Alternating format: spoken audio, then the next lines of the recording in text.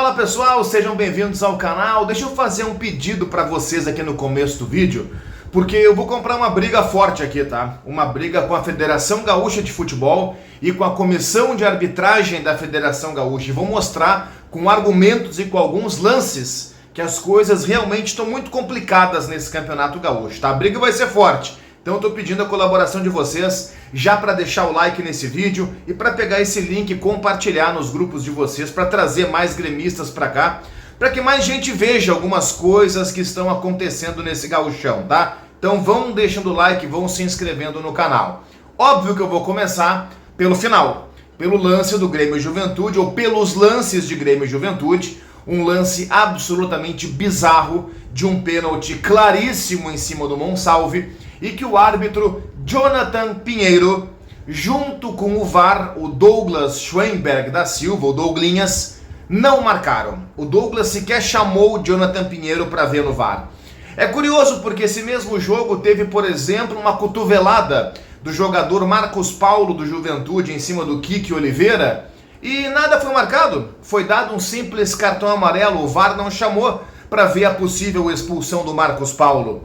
Também é curioso que nesse jogo o jogador do Grêmio Bright White tenha levado um soco no rosto do jogador do Juventude e a arbitragem também deixou passar. Tudo certo, tudo tranquilo. Olha que eu tive que buscar, gente, aqui uma caderneta para anotar os lances com o roteiro e tudo, porque, cara, são muitas jogadas, são muitos lances que eu vou mostrar aqui. Eu ia acabar me perdendo. E eu nem vou tocar no mérito, por exemplo, de que todas as jogadas duvidosas desse jogo, na dúvida do verde ou do azul, ele dava pro verde e não pro azul. E a jogada que nem sequer foi duvidosa, que foi o pênalti no Monsalve, que é claríssimo, eles tiveram a cara de pau de não marcar. Jonathan Pinheiro, por sinal, é o árbitro da única derrota do Grêmio no Campeonato Gaúcho, justamente contra o Juventude. Curioso, né? 2 jogos do Grêmio contra o Juventude, 2 vezes Jonathan Pinheiro foi o escolhido pela federação para apitar. E também é curioso que o sujeito do VAR, o Douglas Silva, tenha o seu pai processado o Grêmio, porque ele foi demitido por justa causa, por seríssimas acusações, que eu não vou nem entrar no mérito, mas se vocês jogarem rapidinho aqui no Google, vocês vão saber do que se trata. Douglas Schweinberg da Silva. Aí é claro que eu tenho que fazer algumas perguntas, né? Por que esse patife estava no VAR? Por que não era Daniel Bins, por exemplo, que é o único árbitro do Rio Grande do Sul que é colocado pela CBF como top em relação ao VAR, para comandar o VAR? Sabe onde é que estava o Daniel Nobre Bins? O Daniel Nobre Bins, nesse final de semana, estava escalado para Brasil de Pelotas e São José, no quadrangular da morte do Campeonato Gaúcho. O melhor VAR do estado, que teve uma gritaria tremenda do outro lado por lances em que ele acertou no Grenal. O Daniel Nobre Bins estava colocado, escondido, foi rebaixado para o quadrangular da morte, para comandar o VAR de Brasil de Pelotas e São José. Onde estava o Rafael Klein, que é tido por muitos como o melhor árbitro gaúcho em atividade? Descansando? Eu vou lembrar que o Klein, por exemplo, já não fará as finais do Campeonato Gaúcho, porque ele foi chamado pela Conmebol para comandar jogos da Libertadores Sub-20. Rafael Rodrigo Klein. Onde ele estava? É outro que o Inter chiou do outro lado por lances em que ele acertou no Grenal. E mesmo tendo acertado, a gente nem comenta muito, por exemplo, desse lance aí que foi no Grenal, do Fernando puxando, arrancando a camisa do João Pedro no comecinho do jogo. Agora, vale lembrar que o gol do Inter foi marcado justamente pelo Fernando no segundo tempo. Mas também, foi um erro, acontece no jogo. Os lances capitais eles acertaram.